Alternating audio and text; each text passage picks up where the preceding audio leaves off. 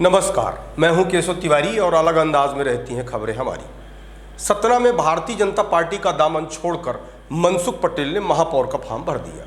मनसुख पटेल हैं कौन और इनका राजनीतिक रसूख क्या है, यह जानना जरूरी है। सबसे पहले तो यह जान लीजिए कि मनसुख पटेल आज तक कोई चुनाव नहीं जीते हैं। मनसुख पटेल को भारतीय जनता पार्टी ने महापौर का प्रत्याशी भी बनाया था, लेकिन मनसुख पटेल बीएल यादव से बुरी तरह पराजित हुए थे।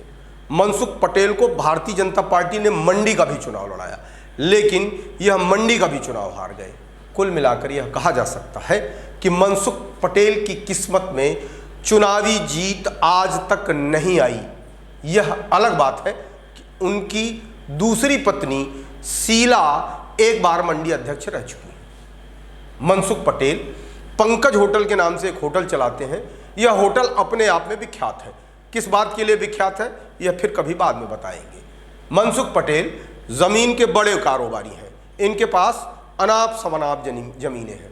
कुछ दिनों पहले कृपालपुर में अवैध प्लाटिंग में बन रहे निर्माण कार्य को लेकर जिला प्रशासन ने कार्यवाही की थी। शायद इसी बात से नाराज होकर भारतीय जनता पार्टी तो नहीं छोड़ दी मनसुख पटेल ने। मनसुख पटेल भी यह बात बहुत तरीके से जानते हैं कि जब भारतीय जनता पार्टी की टिकट पर वह महापौर का चुनाव नहीं जीत सके तो निर्दलीय क्या खाक जीतेंगे। किस पार्टी से दाखिल किया है? निश्चित ही हमने भारतीय जनता पार्टी में 40 साल सेवा की। पार्टी ने टिकट नहीं दिया और ऐसे आदमी को टिकट दिया जिसका जमीनी नेता नहीं है, वो वार्ड साहब और पेपर के कागज़ के नेता हैं। उसका विरोध करने के लिए हमने निर्दलीय प्रत्याशी बनने का निश्चय किया।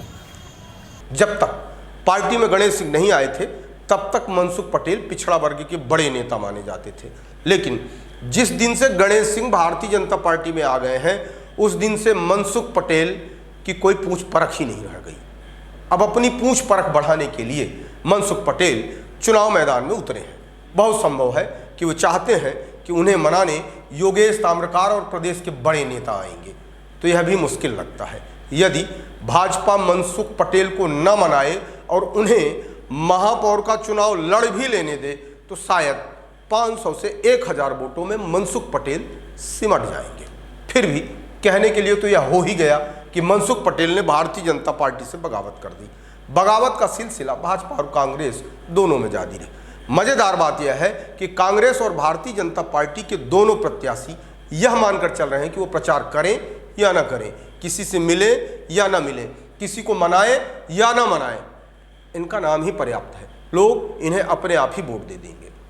भारतीय जनता पार्टी के प्रत्याशी योगेश ताम्रकार ने भी अपना पर्चा दाखिल कर दिया है। वहीं कांग्रेस के सिद्धार्थ कुशवाहा ने भी पर्चा दाखिल कर दिया। कांग्रेस से बसपा में गए सईद अहमद ने भी अपना पर्चा दाखिल कर पूरी तरह से चुनाव मैदान में उतरने का संकेत दे दिया। ले देकर के लड़ाई त्रिकोणी हो गई है। अब देखना यह है कि जीत का सेहरा किसके सर पर बनता है।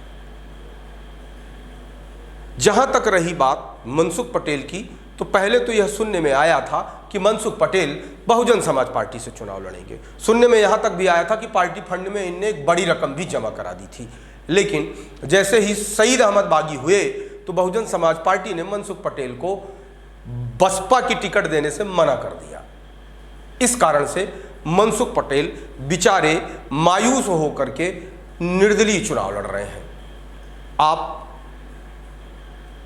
विशाल खबर को सब्सक्राइब करें, कमेंट बॉक्स में आकर के कमेंट करना न भूलें।